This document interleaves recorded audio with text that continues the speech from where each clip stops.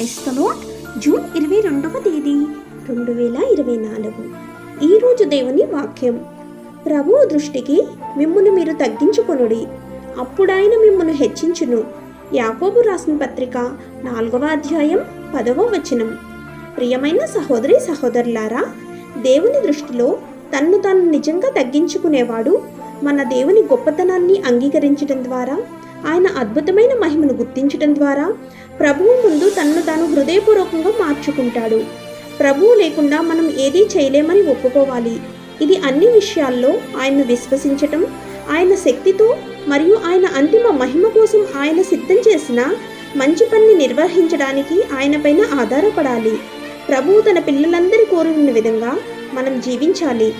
మన దేవునికి లోబడాలి. ఏక మనస్సుతో ఆయనకు దగ్గర అవ్వాలి.